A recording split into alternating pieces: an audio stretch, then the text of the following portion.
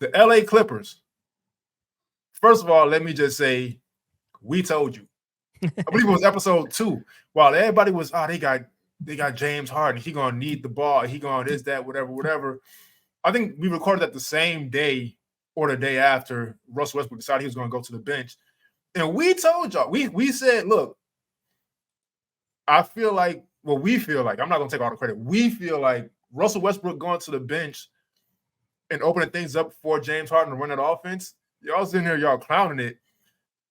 That's exactly what this team needs. And because when you think about it, like after Chris Paul, they really struggled to find a point guard who could like really settle the offense. And man, the Clippers they are rolling right now. They have won. Well, no, the last 20 games, they are 16-4. Cooking. But they are just smacking teams for the most part. Like it's not even. First of all, Russell Westbrook off the bench, incredible.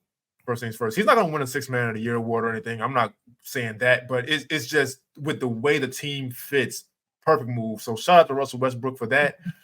Paul George, I think what gets lost a lot of times because I feel like, and I've said this before, if you could create like a basketball archetype, I think you'd come out with Paul George, somebody who can kind of do everything.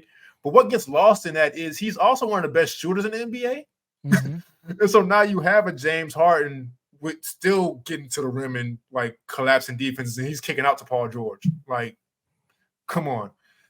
And credit to James Harden also. Another point we made when we told y'all, because I'm not going to let anybody who denied it, I'm not going to let y'all like stand up for a second. I'm keeping y'all. We told y'all.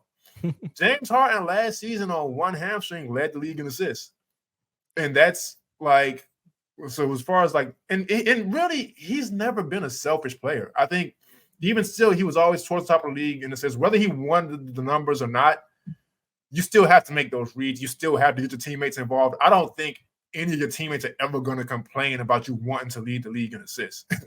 So it's like, man, with him coming in healthy, that's been exactly what they've needed. No, absolutely. And couple, we know about Kawhi and PG and Harden. To quickly, you wanted me to talk about Kawhi shooting 43% from 3, Paul George 42% from 3, James Harden 42.8% from 3, Norman Powell 44.9% from 3. They're all above 40%, which is insane to have 4 guys who can do that. Some teams are searching for 1. Yeah. And that's on a good, healthy chunk of volume. Like those guys putting up, PG's putting up 8.5, Harden's putting up 6, Norman's putting up 4, Kawhi's putting up 5.3. Like they're shooting them and they're knocking them down. But they're moving the ball well. They're, Kawhi, I've never seen Kawhi smile this much. He's kind of had a resurgent season. He's finally been healthy. Well, they kind of look like the best case Clippers that we've been hoping for. I mentioned Powell, but he's been a 6-man of the year candidate. He's been outstanding scoring for them, defending, being a pest, and bringing a lot of energy off the bench for them. Zubac has been a defensive stalwart for them. Not always, not every matchup. Everybody has their strengths and weaknesses, but they're winless when he's out. So he's very important to them, and bringing in the rebounding, bringing in the toughness, the screen setting, and opening things up for them. But shout out to them. They've been a lot of fun to watch, and they're I'm really hoping this is the year they're healthy. I don't care if they make it to the finals or whatever, or they win it. Like, I just want to see them healthy. I just want to see Kawhi and PG healthy. And you know what? I love the Clippers in general. Even really my whole life, because look, my first year watching basketball, I know I mentioned this a whole lot, but 2002, that was the Darius Miles, Quentin Richardson, such and such, so on and so forth teams. I think Keon Dooner was on that team. South Florida basketball legend, by the way. They had Lamar Odom. Like, that was like, when I first started watching, that was like a cultural like phenomenon of a team. And so I've always kept up with the Clippers, even through all the jokes and all like the bad years and the down years and the Chris Kaman and all that. But no disrespect to Chris Kaman. But I've always kind of rooted for them in a sense. And so in the past 5, 6, however many years, they've always been stacked on paper. And even back in the Lob City days, they've always been stacked on paper, but just couldn't actually get it done. Now, I don't know my answer to this question, but I'm gonna ask you first. Does it feel different this year with the Clippers to you? It does. It feels like they're more whole and like the pieces are fitting. And I mostly that Kawhi and PG are healthy. Like they're Yeah. both healthy at the same time. Kawhi's played like he's played more games this season than he has in like full seasons like recently. Just he looks healthy too. Like he's just been tough.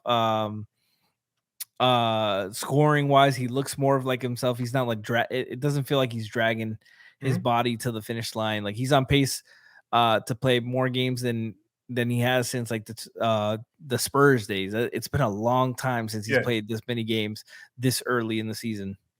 And so here's why it feels different for me this year. And I'm not making a championship prediction. As you listen to the show as it goes on, you'll realize I don't really like making predictions anyway, because there's just so many factors that go into winning championships. But the tools a team always need for a championship, it's defense. And look, they have two of the best two-way players in the NBA. Like you mentioned, they have Zubac. They have defenders. All right, like there's no question about that. You need shot making. You have James Harden, who he's not scoring as much as he used to, but you got to remember part of the reason he left Houston is because he didn't want to have to do all that anymore. Paul George obviously can create for himself. Kawhi Leonard is like back in the NBA Live days where you could just make an all 99 player and just go into the season and just destroy it. Like, just it's one thing to not have any flaws, it's another thing to be great at everything. And Kawhi Leonard is that. And so, but I'll keep him in the categories of defense and shot making. And you need role players who are stars in their role, or at least can be stars in their role at that time. There's no championship team where role players didn't play a huge part in getting that team over the hump and to the finish line. And so when you look at a Norman Powell just off rip, just like being able to come into games and score the way he does and score efficiently, I feel like that's a crucial thing. And I talked about that 6-man role earlier on in the episode. Those guys tended to be, I'll say it, and I like Jamal Crawford, I like Lou Will, I like those guys. But a lot of times that role was reserved outside of Manu Ginobili.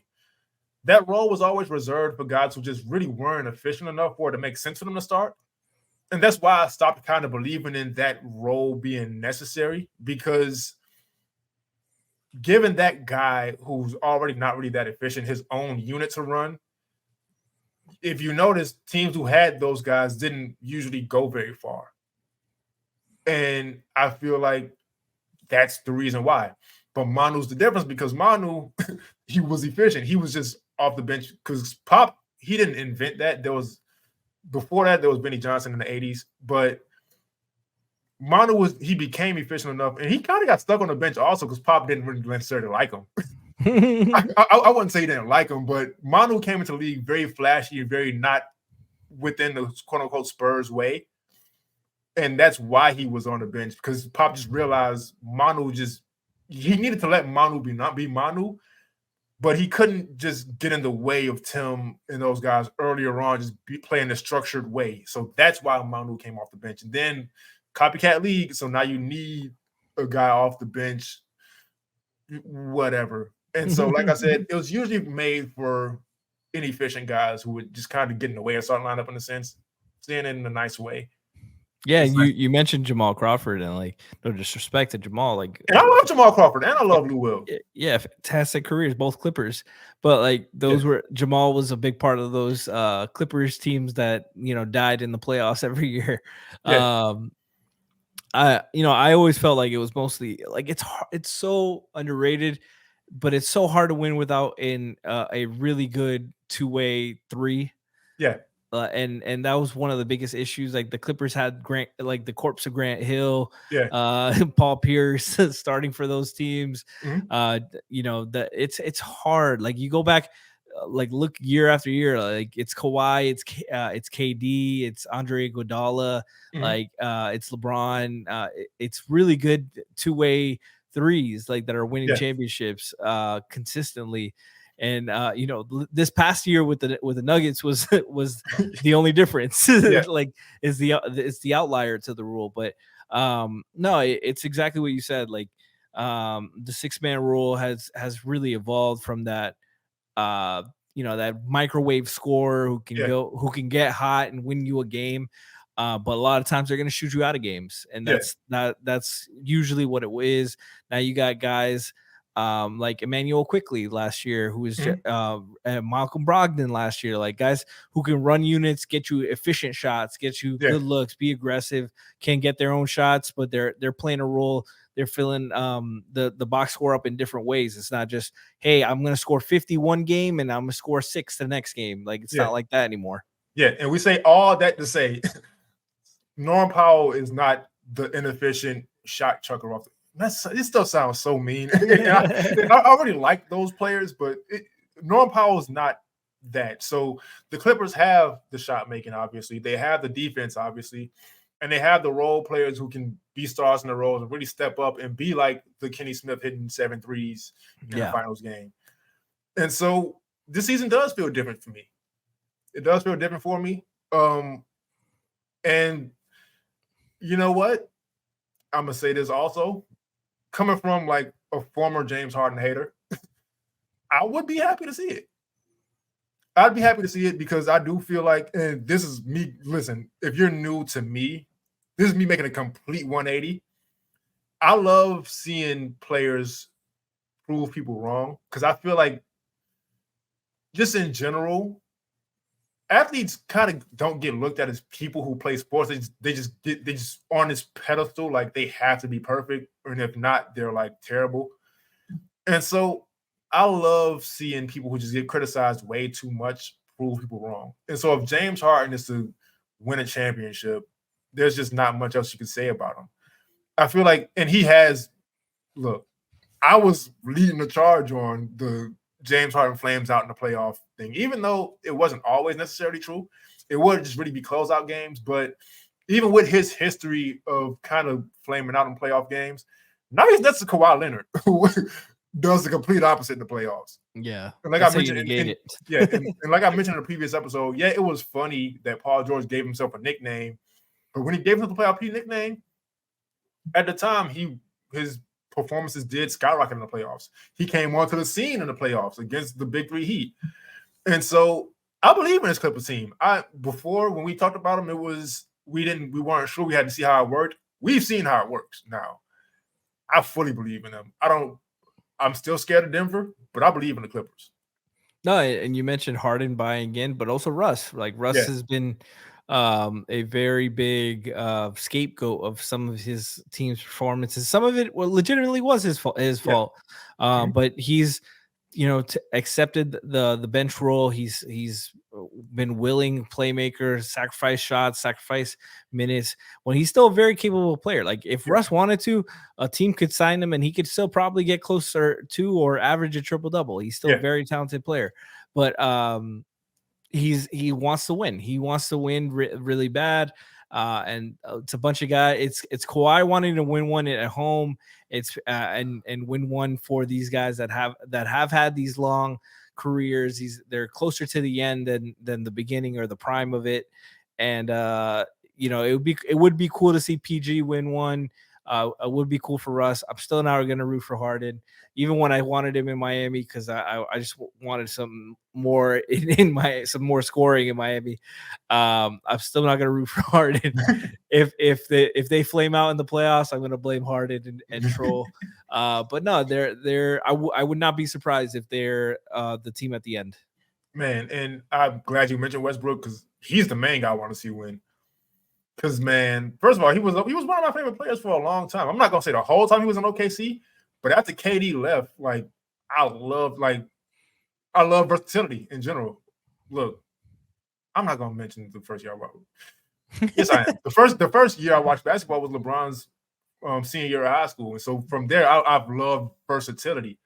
And so for a guy to average a triple-double 4 times is incredible. And I think the main reason I want to see Russell Westbrook win is because the day he got traded to the Lakers, I don't remember what you said, but we're on the same page a whole lot. So I looked at that immediately, like, you're giving LeBron a ball-dominant point guard who doesn't shoot and doesn't defend. That's like the opposite of what LeBron needs. That's not going to work. And he was so hated, and he was such a scapegoat for that team who, non-ironically, still struggling. And they still bringing him up also. But it's just like, man, he got treated brutally out there. And you know he's from LA, so you know even if he's not a Laker fan, somehow everybody around him grew up loving the Lakers. It was just an unfortunate situation, man. So to see him come back from that and play well is good enough. But if we can see him win one in the same arena, man, look. Man, it would be great for his legacy, and it'd be cool to see, especially like you said, in that arena, proving that he wasn't the problem like that. And because he did take a bench role with the Lakers too. Yeah. Like he sacrificed for that. He said, put me aside. It wasn't his fault that they saw, hey, LeBron's always done really well with shooters and a roll man, and let's bring let's bring Russell Westbrook, who's in one of his recent seasons was the roll man. Like when he was in Houston with James, like he was the pick and roll, the Bruce Brown role in that Bruce Brown played in Brooklyn. But times 1,000, because Russ is a better athlete, better player than Bruce. No, but that's what that kind of stuff is cool, man. Like we're old already, bro.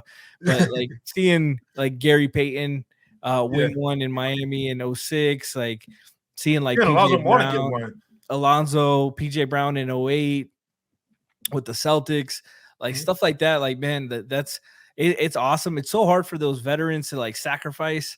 Yeah, we've seen guys like Melo like take years to realize, hey, I gotta buy in. I want to keep playing. I gotta buy in, and like what are guys gonna remember me for if I'm gonna keep being this like tough to play guy, tough to play with, tough to like a selfish guy. Like I need to buy in, and like it's always cool to see those guys get one at the end in a role that they probably didn't see themselves ever playing. Yeah. And Russell Westbrook definitely deserves one, because he's always made sacrifices. He's always, and I've said this before, not on air, but the media perception of Russell Westbrook and Russell Westbrook's teammates' perception of him have always been complete opposites. He's always been sold to us as this like selfish player who only cares about stats and he's difficult to play with and whatever it is. But every single player who has ever played with Russell Westbrook just speaks the highest of high of him. And so, man, I'm a Miami Heat fan, so I'm gonna win the championship. But if that doesn't happen, I need to see the Clippers do it, because there's just Paul George is another one. A lot of just undeserved hate over the years. I feel like because he gave himself a nickname and then he went out there and he struggled in the playoffs.